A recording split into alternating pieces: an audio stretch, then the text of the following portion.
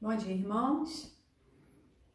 Hoje é domingo de Páscoa e é uma alegria muito grande no nosso coração saber que o nosso Rei Jesus ressuscitou. A palavra diz que se ele não tivesse ressuscitado, a nossa fé seria vã. Mas nós cremos na ressurreição do nosso Rei, que ele está vivo, que ele está presente conosco, que ele é o autor, o consumidor da nossa fé e que ele está sempre ouvindo as nossas orações, as nossas súplicas, como um pai está sempre conosco, cuidando de cada detalhe da nossa vida. Creia nisso. Nós vamos estudar hoje a última lição da nossa revista, essa revista aqui, ó, Expressão. E essa revista é muito interessante porque ao longo desse trimestre nós estamos falando sobre o Velho Testamento. E muitas pessoas têm uma certa rejeição em ler o Velho Testamento, leem Salmos, Provérbios, alguns textos mais conhecidos e passam despercebidos de outros textos. E o objetivo da toda a nossa lição é mostrar que em todos os livros da Bíblia, nosso Deus está falando a respeito de Jesus, está preparando um cenário no qual o Senhor Jesus viria e estabeleceria o seu reino, a sua vida e cumpriria todas as promessas do Velho Testamento.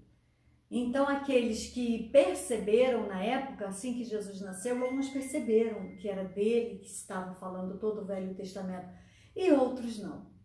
E muito interessante que a gente passa em determinados textos lendo sem perceber, né? Sem prestar atenção.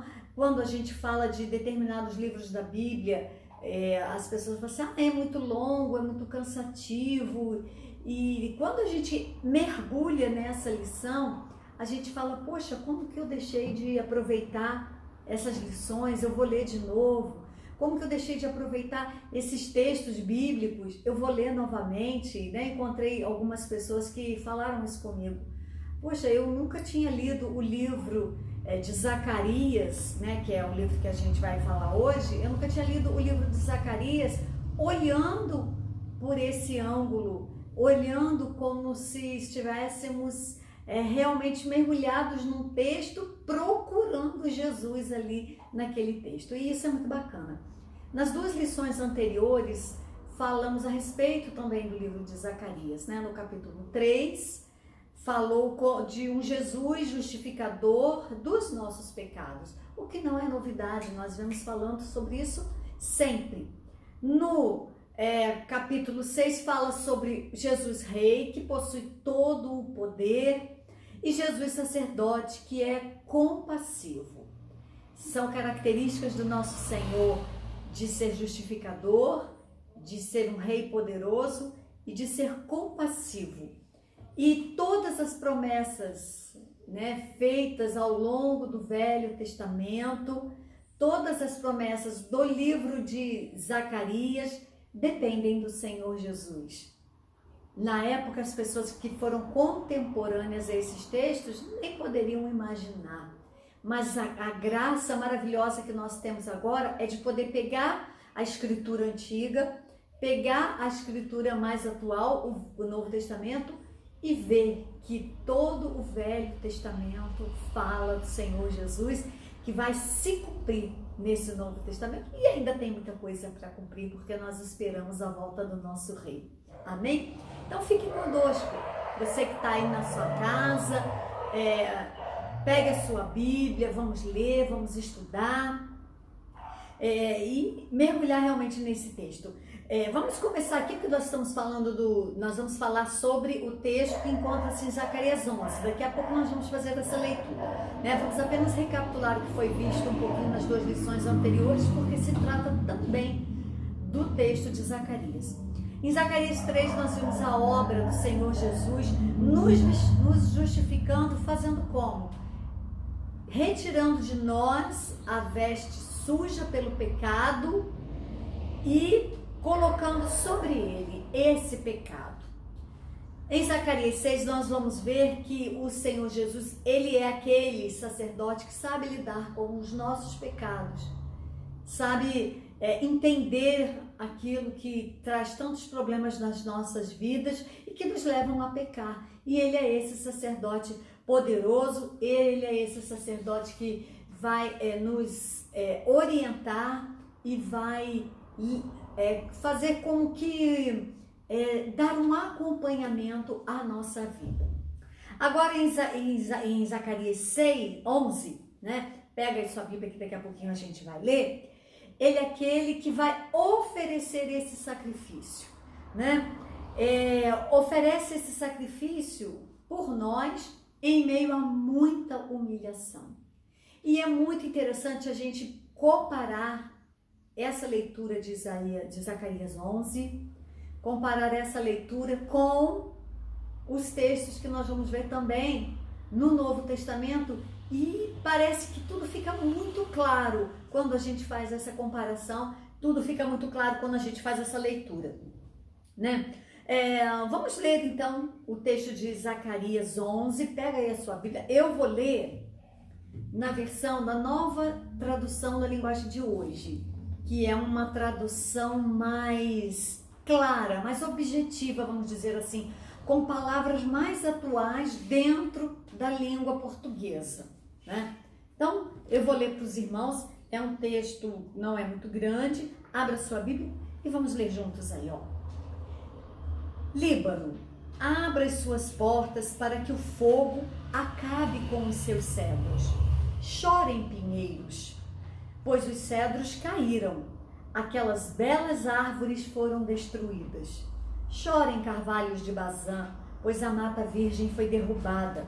Os pastores gemem e choram, pois os belos pastos foram destruídos. Os leões estão rugindo, porque as matas do rio Jordão foram derrubadas. O Senhor, meu Deus, me disse: seja um pastor e tome conta das ovelhas que vão ser mortas. Aqueles que compram as ovelhas não são castigados quando as matam. E depois que vendem a carne, dizem: graças a Deus, ficamos ricos. Nem mesmo os próprios pastores daquelas ovelhas têm pena delas. Também eu não tenho mais compaixão dos moradores de Israel. Vou entregar todos nas mãos dos seus chefes e dos seus reis. Estes arrasarão o país e eu não livrarei ninguém do poder deles. Eu, o Senhor, estou falando. Portanto, eu fui contratado pelos que compram e vendem ovelhas para cuidar das que iam ser mortas. Peguei 2 bordões, um eu chamei de graça e o outro união. E fiquei tomando conta do rebanho. Em um mês, acabei com os 3 pastores, mas perdi a paciência com as ovelhas e elas ficaram aborrecidas comigo. Então eu disse a elas: eu não serei mais o pastor de vocês. Que morram as que vão morrer, que sejam mortas as que serão mortas, e que as que sobrarem comam umas às outras. Depois peguei o bastão chamado graça e o quebrei, como sinal de que Deus tinha quebrado a aliança que havia feito com todos os povos. Portanto, a aliança foi desfeita naquele dia. Aí, os negociantes de ovelhas que estavam me espiando entenderam que era o Senhor que estava falando por meio daquilo que eu fazia. Então eu lhes disse: se estiverem satisfeitos, paguem o meu salário, senão, não me paguem. E eles me pagaram 30 barras de prata. O Senhor Deus me disse: ponha este dinheiro no tesouro do templo. Peguei o dinheiro, o ótimo salário que se achavam que eu merecia, e pus no tesouro do templo. Depois quebrei o segundo bastão, chamado união, como sinal de que estava desfeita a união de irmãos que havia em Judá e em Israel. Em seguida, o Senhor me disse: agora faça o papel de um pastor que não presta, pois vou pôr um pastor para cuidar do meu rebanho, mas eles vão se preocupar com as ovelhas que estiverem em perigo. Não vai se preocupar com as que se perderem, não vai tratar as que se machucarem, nem vai cuidar das que estiverem cansadas. Pelo contrário, ele comerá a carne das mais gordas e não deixará nem mesmo os cascos. Ai do mau pastor! E vamos parar aqui. Muito bem, esse texto começa bem desafiador, né?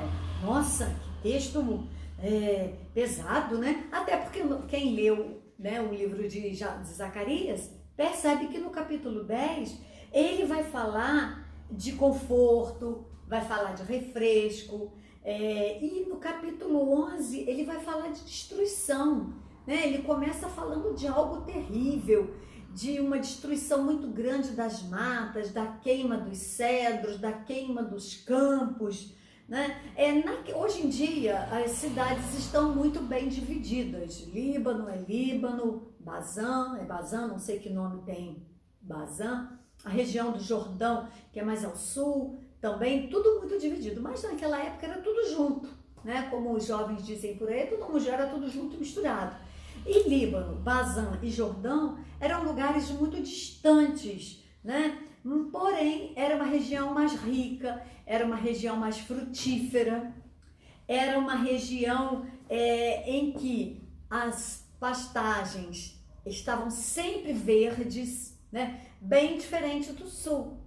Por isso que essa região norte do Israel era uma região próspera em termos assim de produção agrícola, né? Então, a gente observa também que no Velho Testamento é muito comum usar as árvores como símbolos para reis, símbolos para líderes, né? O cedro é uma árvore poderosíssima, uma árvore que dura aí centenas de anos. Então, por isso que na visão do profeta, essas árvores representavam os reis, representavam os líderes. E essa ideia é que o julgamento de Deus, ele vai alcançar todo o Israel, né? E hoje em dia as pessoas desprezam o julgamento de Deus. Observam o Senhor apenas como um rei bondoso, um rei maravilhoso, o Senhor Jesus, o nosso Pai. Há uma figura assim até quase infantil, né? Porém se esquecem que o nosso Deus também é justiça e que o juízo do Senhor, ele virá. Talvez não venha na nossa geração, não sabemos, não, né? A Bíblia diz que não importa conhecer tempos, porém, ou tempos ou estações, porém o Senhor sabe o momento certo. E as pessoas esquecem dessa questão do julgamento, né? E aí ele começa a falar que Deus anuncia que esse seu juízo será sobre os pastores que são leões e devoram as ovelhas, que faz das pessoas suas presas sem, porém, alimentá-las. Vamos conferir esse texto também no livro de Mateus, no capítulo 7, no versículo de número 15. Mateus 7, versículo de número 15, que diz assim: cuidado com os falsos profetas, eles chegam disfarçados de ovelhas, mas por dentro são lobos selvagens. Então veja só, Zacarias já tinha falado sobre isso e agora no Novo Testamento o Senhor vai reforçar essa ideia, falando a respeito dos líderes, dos reis, dos sacerdotes, da política daquela época que oprimia o povo, estava devorando o povo, vamos dizer assim, né? É uma profecia, essa profecia que Zacarias fez, ela vai se cumprir em dois momentos, né? Num primeiro momento, naquela própria geração onde Zacarias viveu, entre aquele povo, entre aquelas pessoas que desprezavam a palavra de Deus, e vai se cumprir também lá na frente, no Novo Testamento. Então é uma profecia que se cumpre em dois momentos, né? Com Zacarias e depois lá na frente com Jesus, né? A geração que vivia ali no momento com Zacarias era uma geração de pessoas que estavam se sujando com o pecado, era uma geração de pessoas que estavam se afastando da fé, pessoas que estavam apostatando da fé também, pessoas que estavam fazendo maldades e etc, né? Mas também essa profecia vai se cumprir no tempo de Jesus, porque a vida das pessoas não mudou muito. E parece que ela é para os nossos dias, meus queridos. Hoje em dia a gente vê as pessoas completamente afastadas de Deus, muitas pessoas se afastando de Deus, muitas pessoas apostatando da fé, pessoas que antes eram crentes, eram cristãs, pessoas que defendiam a palavra do Senhor com a sua vida, defendiam a palavra do Senhor, pregavam a palavra do Senhor, e hoje em dia a gente vê muitas dessas pessoas virando as costas para a palavra de Deus. Isso é apostasia, né? Se cumprindo quando? Lá no tempo de Zacarias, no tempo de Jesus, e se cumprindo agora no nosso tempo, né? E a maior parte do capítulo 11, ele vai estar envolvido nessa profecia. Não é um capítulo muito, muito longo, né? E ele vai, por isso que ele vai ser o tempo inteiro falando a respeito disso, né? E aí chega um momento em que Deus fala para Zacarias que ele terá que se apresentar como o pastor de Israel, né? Demonstrando esse relacionamento do Senhor para com o povo de Jerusalém. Um relacionamento de amor, um relacionamento de cuidado, mas que lamentavelmente naquela época o povo desprezou esse relacionamento de amor, de cuidado do Senhor. Na época de Jesus, o povo desprezou o relacionamento de amor, de cuidado para com o Senhor, e hoje em dia não é muito diferente. As pessoas constantemente desprezam esse relacionamento. Querem ver? Vou voltar aqui o texto de Zacarias, no versículos de número 4 e 7. Ó, versículo de número 4 diz assim: o Senhor meu Deus me disse, seja um pastor e tome conta das ovelhas que vão ser mortas. Lá no versículo de número 7 ele diz: portanto, eu fui contratado pelos que compram e vendem ovelhas para cuidar das que iam ser mortas, né? Então, assim como Isaías, lá no texto dele, Isaías, quando o Senhor o chamou, a princípio ele ficou receoso, mas logo depois ele partiu para o seu ministério. E Zacarias da mesma maneira, quando ele foi chamado por Deus para essa tarefa, ele ficou meio receoso, como é que eu vou fazer agora? Mas imediatamente, né, esse receio saiu do seu coração e ele partiu para cumprir esse ministério, porque ele sabia que era Deus quem estava dando esse ministério a ele, mesmo que o povo não fosse ouvi-lo. Ele já sabia que o povo não o ouvia. Ele já sabia que as palavras dele, muitas pessoas o rejeitariam, assim como rejeitaram Jesus, né? Nós estamos hoje comemorando a Páscoa e é um momento de lembrarmos, né, que Jesus também foi rejeitado em suas palavras. Jesus também foi rejeitado pelo seu povo e Jesus também foi humilhado pelo seu povo. E aí Zacarias começa a falar como que ele ia agir, né, como que ele ia trabalhar. E ele pega duas varas. Uma vara ele chama de graça e a outra vara ele chama de união. Para que servia a vara? O pastor, quando está ali cuidando das ovelhas, ele usa aquela vara para orientar o caminho que as ovelhas precisam seguir, para buscar alguma que estiver mais distante, para ajudar a retirar alguma que venha, porventura, cair num buraco. Por isso que ele usa sempre, né, é um instrumento de trabalho dele. E ele pega esses dois instrumentos de trabalho, um ele chama de graça e o outro ele chama de união. O primeiro representava a bênção de Deus, a graça de Deus, né, sobre a vida daquele povo.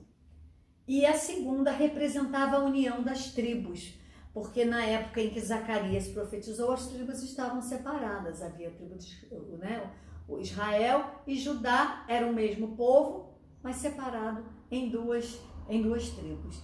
E aí o Senhor começa a falar com Zacarias, né? Quando ele fala que Deus deu cabo dos 3 profetas em um mês, ele vai falar isso no versículo de número 8. Em um mês acabei com os 3 pastores, mas perdi a paciência com as ovelhas e elas ficaram aborrecidas comigo. A que 3 pastores ele se referia? O texto não é muito claro, mas os teólogos estudiosos, dizem que provavelmente esses 3 pastores, é uma figura que o Zacarias vai usar aí, é uma figura que vai representar os líderes daquela época, os líderes que falharam com o povo, os líderes que desviaram esse povo da presença do Senhor e os líderes que seguiram aos ídolos.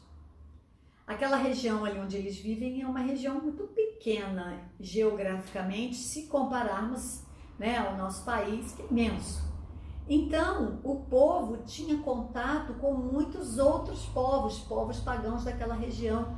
E o povo estava se contaminando com os ídolos de outros povos e os líderes, estava nem aí. Estava deixando a situação correr, sem alertar, sem orientar, sem nem ao mesmo levar esse povo para os caminhos do Senhor. Por isso que ele diz, os sacerdotes abusavam das pessoas e os profetas passavam a dizer apenas que agradava ao povo e ao rei.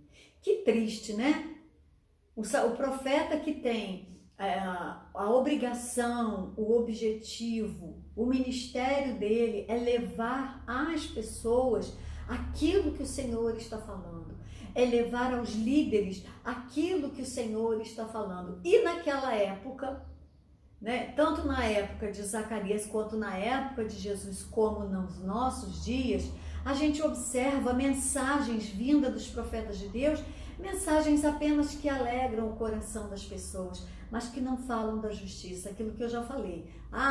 Jesus é bom, Jesus é maravilhoso, Jesus é perfeito. A gente sabe disso, mas não falam que Jesus também é justiça. E não falavam naquela época também, na época de Zacarias, e levava o povo a pecar, e levava o povo a fazer um monte de coisas erradas, simplesmente porque o povo não se alertava dessa justiça de Deus. O povo estava só vivendo de uma maneira infantil, o amor, a alegria, o perdão. E a justiça do Senhor para com aqueles que não o seguem, para com aqueles que são infiéis ao Senhor. Tudo isso passava despercebido. E é contra essas pessoas que Zacarias vai falar. E aí ele fala um negócio interessante, parece até a gente que é mãe, perde a paciência. Quando ele diz assim, em um mês acabei com os 3 pastores, já falamos sobre eles, mas perdi a paciência com as ovelhas. Você aí que é mãe na sua casa sabe que a gente perde a paciência, A gente vai fazendo tudo ali com os filhos, cuidando, orientando, ensinando, e os filhos não obedecem, os filhos não fazem aquilo que a gente orienta, e aí por fim a gente que é mãe perde a paciência. E aí o profeta perdeu a paciência dele também, Ele diz, quando ele diz que perdeu a paciência, ele se refere ao fato de deixar que as pessoas se deixem conduzir por esses falsos profetas, As pessoas ouvem gente, eu fico impressionada, as pessoas escutam cada bobagem por aí e acreditam, e não acreditam na palavra de Deus. Como podem ser tão cegas? Como podem ser tão desorientadas em acreditarem em tudo, qualquer bobeira que se fala na televisão, em tudo, qualquer besteira que se fala em livros de autoajuda, mas não acreditam na palavra do Senhor. A visão dos nossos dias é semelhante à época de Zacarias, E aí ele vai perder a paciência, vai falar assim, deixa esse povo para lá. Querem ver? No versículo de número 12 e 13, ele diz assim, então eu lhes disse, se estiverem, ele vai falar com as pessoas que o contrataram lá para cuidar das ovelhas. Então eu lhes disse, se estiverem satisfeitos, paguem o meu salário, se não, não paguem. e eles me pagaram 30 barras de prata. Senhor Deus me diz, ponha esse dinheiro no tesouro do templo. Peguei o dinheiro, o ótimo salário que eles achavam que eu merecia e pus no tesouro do templo. E interessante que nessa versão está assim mais tranquilo. Se você ler em outras versões, ele vai dizer que ele pegou aquele dinheiro e jogou lá no templo, tipo assim, eu não quero isso. Isso é um dinheiro tão mal pago, é um dinheiro que não vale absolutamente nada, né? E ele está se referindo a esse pagamento. Você fala, a gente lê aqui, 30 barras de prata, 30 moedas de prata, né? Dependendo aí da tradução, mas 30 moedas de prata é um dinheiro muito ruim, muito sem vergonha, vamos falar assim, que não dava para pagar nada, que era um dinheiro que não valia nada. Era um dinheiro que era pago aos escravos, né? Escravo não recebe salário, mas lá uma vez ou outra fazia alguma coisa diferente, aí o chefe ia lá e dava 30 moedas de prata. Ou seja, era um insulto, era uma humilhação. Era melhor ele não ter recebido absolutamente do que receber essas 30 moedas de prata, né? Como a gente vê hoje em dia, né? Muitas pessoas que pagam mal os seus funcionários, que fazem trabalhos pesados, trabalhos cansativos e no final recebem uma miséria. Isso é um insulto, né? É um insulto ao trabalho de quem suadamente ganhou ali o seu pão. Mas não vamos entrar nesse mérito, né? O que Deus quer mostrar, né? Deus quer mostrar a Zacarias que essa rejeição e esse insulto não vai ser somente a ele, Zacarias, mas é a rejeição e o insulto a Deus. Semelhantemente àqueles que rejeitaram o Senhor Jesus. Eles não estavam apenas insultando a Jesus, eles estavam insultando a Deus, o Pai que enviou o Senhor Jesus. E quando, naquela passagem que a gente vê, né, que Judas recebe 30 moedas de prata, observem, é a mesma coisa. Zacarias recebeu 30 moedas de prata e Judas recebeu 30 também. Um dinheiro que não valia absolutamente nada. E olha o que Judas fez, né? Ele vai entregar o Salvador por um dinheiro tão sem vergonha, por um dinheiro que não valia absolutamente nada, né? Então nós percebemos diante disso que todas essas passagens se tornam bem claras na pessoa do Senhor Jesus e na sua obra, e na profunda humilhação que o Senhor sofreu e se sujeitou ao ser rejeitado pelo seu povo.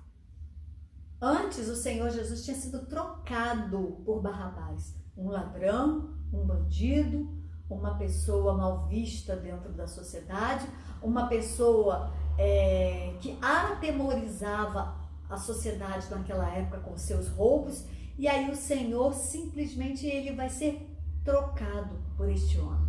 Vocês lembram, né? A gente estudou agora nessa época de Páscoa, de Sexta-feira Santa.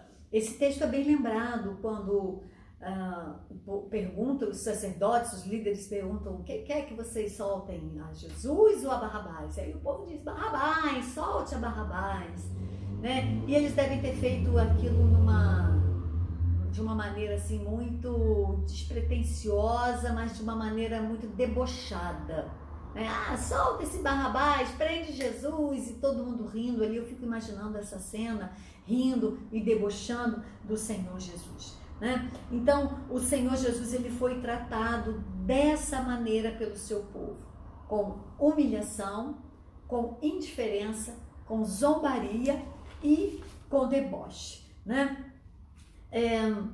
No tempo do Senhor Jesus, o povo estava sofrendo nas mãos dos seus líderes políticos, né? Ele sofria na mão do Império Romano. O Império Romano foi um império que se estabeleceu de uma maneira muito vasta, desde a Itália atual, né, Roma, até a Índia. Então foi um império muito vasto.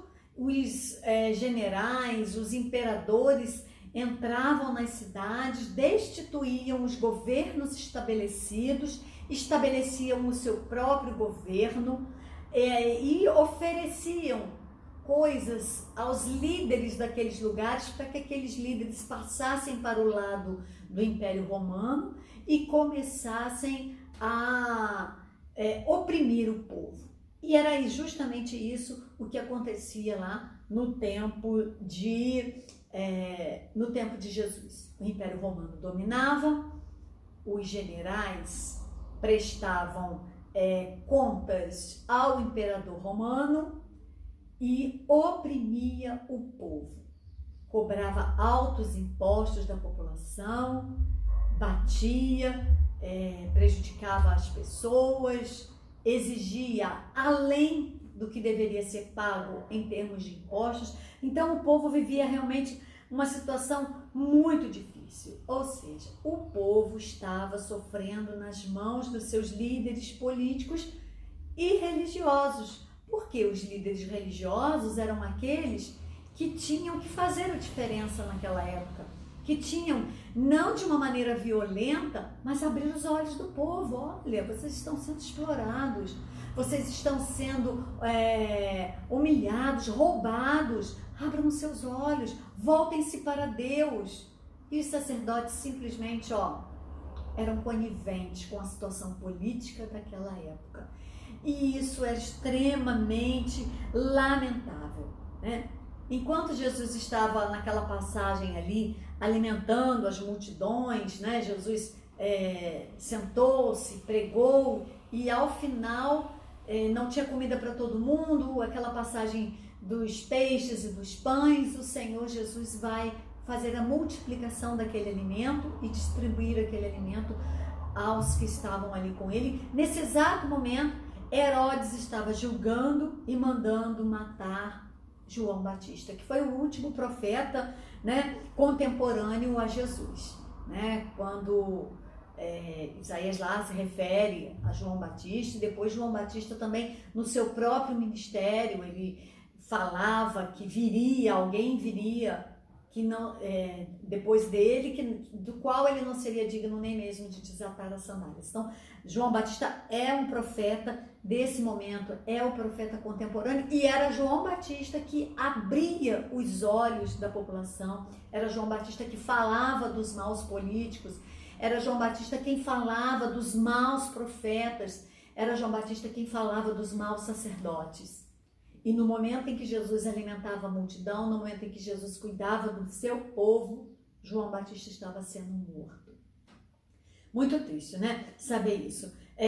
Os sacerdotes daquela época, eles não tinham, né, o interesse verdadeiro na vida espiritual do povo. Porque se eles tivessem esse interesse verdadeiro, eles estariam abrindo os olhos do povo.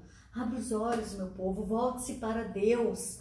Leia a palavra, porque se eles lessem a palavra, orientassem o povo, eles veriam em Jesus essa figura.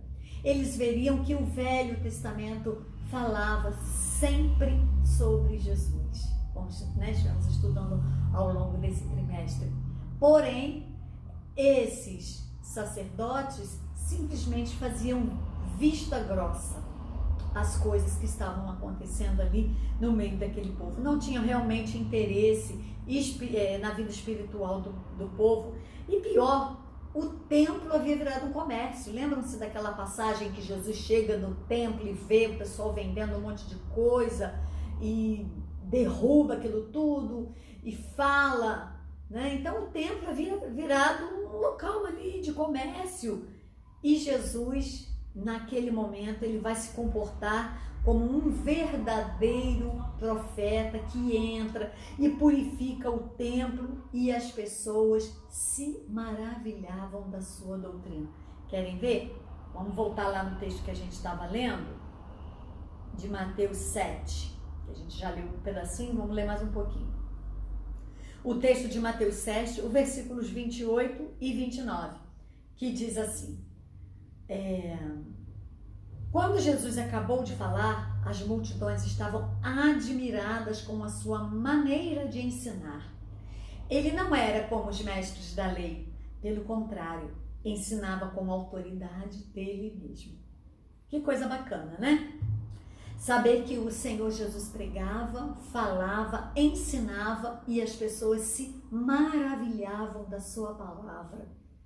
Hoje em dia as pessoas não se maravilham da palavra do Senhor. Muitas pessoas fecham os olhos, dizem que a palavra de Deus é apenas um livro. É um livro como outro qualquer. Não é, meu querido. Você que está nos assistindo, que ainda não teve a oportunidade de entregar o seu coração a Jesus, lembre-se de que Jesus é o nosso Deus. Lembre-se de que Jesus morreu pelos nossos pecados e que a Bíblia, né? Não importa se a Bíblia é em papel, se a Bíblia é em celular, não importa. Hoje em dia existem muitas facilidades, mas a Bíblia, o conteúdo é a palavra de Deus para a sua vida, para orientar o seu caminho. Jesus amou o povo, Jesus curou os enfermos, Jesus abençoou as crianças, Jesus ressuscitou os mortos, Jesus defendeu os discriminados nas sociedades da sua época. Lembra-se da mulher samaritana? Os samaritanos eram discriminados e Jesus foi lá, Jesus conversa, Jesus orienta. Jesus fez tudo isso. Jesus anunciou o Evangelho. Ele fez tudo isso pelo seu povo. E como que ele foi tratado no final? Né? Vamos lembrar de novo. Ele ressuscitou mortos, curou enfermos, abençoou crianças, alimentou os famintos, defendeu os discriminados e pregou a palavra de Deus. Coisas que os sacerdotes do templo não faziam, coisas que os líderes do povo não faziam. Ele fez tudo isso. E mais alguma coisa, né? Porque a Bíblia diz que se fosse narrar tudo aquilo que o Senhor Jesus fez, não haveria livros que coubessem. Então, muitas outras coisas o Senhor Jesus fez pelo seu povo. E como que ele foi tratado? Foi tratado pelo seu povo com total humilhação. Assim como fizeram com Zacarias. Zacarias queria cuidar daquelas ovelhas. Mesmo que as ovelhas fossem ser mortas depois, mas ele queria cuidar daquelas ovelhas. E ele foi tratado com humilhação. Ele foi avaliado em 30 moedas de prata que não valiam absolutamente nada. Tanto Zacarias quanto Jesus foram avaliados da mesma maneira. Que triste, né? Essas moedas não serviam para nada e essas moedas foram entregues a Judas. Eu acho que Judas, ele deve ter pensado que ia receber um dinheirão. Poxa, vou entregar Jesus, vou receber o maior dinheiro. Mas os líderes avaliaram o Senhor Jesus de uma maneira muito humilhante e ofereceram um valor horrível para Judas. E Judas deve ter ficado, né? Tanto que depois, vamos falar de Judas agora, né? Ele vai lá e dá cabo da sua vida. Porém, né, que ele se arrepende. Essas 30 moedas de prata, elas não valiam absolutamente nada. Era essa visão que o povo tinha a respeito de Jesus. Ele não vale nada, qualquer 30 moedas de prata serve. Da mesma maneira que fizeram com Zacarias. Ele não vale nada, qualquer 30 moedas de prata serve.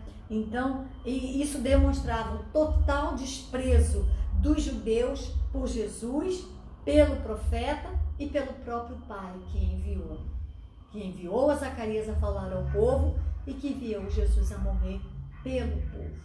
Então o povo tem a sua culpa, os líderes têm sua culpa, sim, os sacerdotes têm sua culpa, sim, mas o povo também tem a sua culpa ao desprezar totalmente o Senhor que foi enviado pelo Pai. E aí o que vai acontecer? No ano 70 depois de Cristo, o general romano Tito, filho do imperador Vespasiano, vai invadir Jerusalém e vai destruir o templo.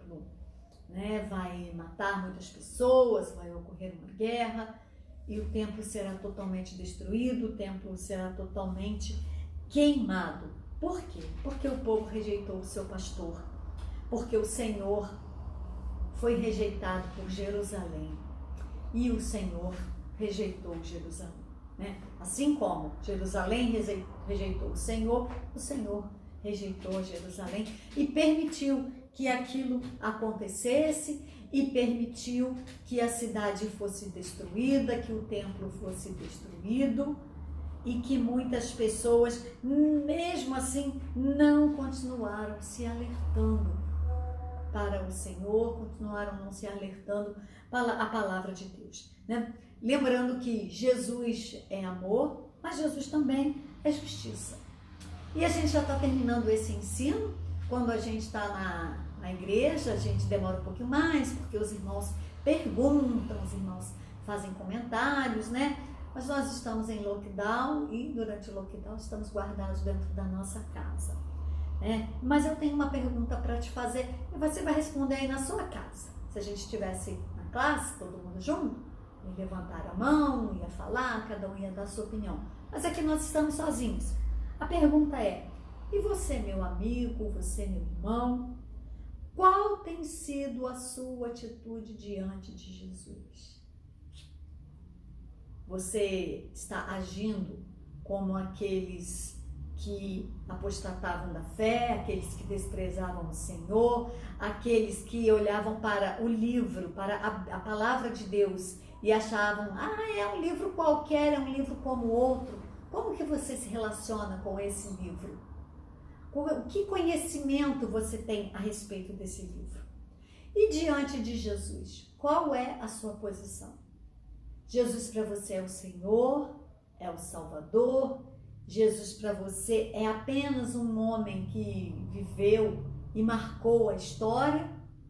Para você, quem é Jesus? Você tem se submetido a Jesus? Ou você apenas acha assim, Jesus foi uma pessoa que dividiu, né? Porque dividiu o tempo, porque a gente trata antes de Cristo e depois de Cristo. Até aqueles povos que não aceitam a Cristo são obrigados a aceitar o calendário para fins comerciais, né? Porque o nosso calendário hoje é dia 4, né? Hoje dia 4 de abril do ano de 2021, depois de Cristo. Então Cristo deixou a sua marca na história, até mesmo para aqueles que não o conhecem. Quando as pessoas falam assim, pessoas em outros povos que não conhecem a Cristo falam assim, mas por que hoje é dia 4 de abril de 2021? Porque o tempo conta antes de Cristo e depois de Cristo. Olha que coisa bacana, né? O Senhor Jesus deixou a sua marca na história para aqueles que não o conhecem e aqueles que não o conhecem podem, mas quem foi Cristo? Quem é esse tão importante? E aí é a oportunidade de conhecer a palavra do Senhor e a oportunidade de você, que já recebeu o Senhor Jesus no seu coração, a oportunidade de levar essa palavra a outros. E para aqueles que não o conhecem, procure conhecer, procure ler a palavra do Senhor. Mas tem muitas pessoas que fazem muitas coisas erradas. Querido, nós estamos falando de Jesus. Nós não estamos falando das pessoas, estamos falando de Jesus. Ele, o único que não teve pecado, o único digno de levar sobre si todas as nossas dores, todos os nossos pecados.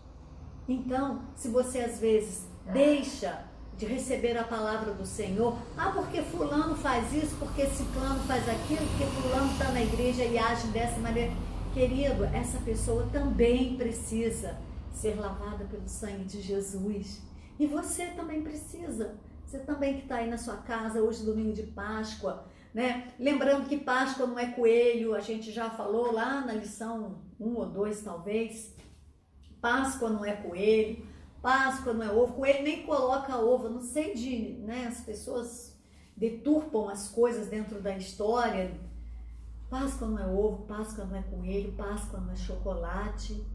Páscoa é lembrar a ressurreição do nosso Senhor que está vivo. Morreu por você, ressuscitou por você e voltará. Então que Deus abençoe você nessa manhã, que você volte a ler novamente o livro de Zacarias, que fala coisas tão importantes sobre a nossa vida, sobre a nossa fé. Feche os seus olhos aí e vamos orar. Senhor, nosso Deus e Pai, como é bom ler a Tua palavra, entender, compreender os Teus propósitos, ó Senhor, em todas as coisas e saber que toda a Tua palavra fala sobre Jesus. Ó Deus, nós queremos Te agradecer porque temos a oportunidade de ler a Tua palavra, porque a Tua palavra no nosso país, ela é livre. E nós podemos, ó Senhor Deus, receber essas palavras maravilhosas em nosso coração. Senhor, hoje, domingo que comemoramos a Páscoa, queremos, ó Deus, te agradecer pelo teu sacrifício que trouxe a nós a salvação. Queremos, ó Pai, agradecer pela ressurreição do Senhor Jesus, que traz a nós a esperança da vida eterna. E queremos, ó Deus, nos preparar para recebermos ao Senhor quando o Senhor voltar para buscar a tua igreja. Ó Senhor, abençoa o teu povo, abençoa cada um que está nos assistindo, que está participando dessa escola bíblica dominical, mesmo distantes, cada um na sua casa, cada um tomando os seus cuidados, mas sabemos, ó Deus, que em nome de Jesus, muito em breve, todos poderão participar juntos. Nós te agradecemos, ó Deus, porque ao longo dessa pandemia estivemos orando e clamando, pedindo ao Senhor que abençoasse a vida dos cientistas para que eles pudessem descobrir uma vacina, e hoje nós já temos essa vacina que traz um grande alívio à população. Ó Senhor, abençoa, Deus, o nosso povo, abençoa os governantes, para que, ó Deus, essa vacina não seja um motivo de politicagem, mas que seja um motivo de alegria e saúde para o nosso povo. Ó Deus, nós te agradecemos por tudo e, Senhor Deus, pedimos um dia de Páscoa abençoado pelo Senhor. Oramos, ó Deus, no nome de Jesus. Amém. Amém. Deixa eu aproveitar aqui. Deus abençoe a todos os irmãos, um ótimo domingo de Páscoa. A Páscoa é a vitória, né? A sexta-feira acontece na vida de todo mundo, mas é bom saber que a ressurreição é o que nos aguarda, né? Talvez você possa estar vivendo ainda numa sexta-feira de humilhação, de dificuldades, mas saiba que a ressurreição é o que nos aguarda. Um ótimo domingo de Páscoa a todos os irmãos, né? E hoje à noite estaremos aqui para adorar o Senhor. Será na igreja o culto da noite, né? Vamos ter os irmãos do Ministério de Louvor, vamos adorar o nosso Deus. Então participe também, vamos juntos adorar ao nosso Senhor Jesus que ressuscitou. Ótimo domingo de Páscoa, obrigado a todos que nos ajudaram durante esse período de férias, estiveram aqui os professores da escola dominical, os irmãos que estiveram trazendo os estudos nas quintas-feiras, né, os cultos à noite, foi tudo bem, nossas férias foram muito boas, graças a Deus por isso. Deus abençoe a todos, ótimo domingo de Páscoa. Eu vou lá agora para desligar. Um bom domingo a todos, um bom almoço a todos, espero que todos estejam bem e vacinados, se Deus quiser. Abraço, beijo. Dá tchauzinho, amor.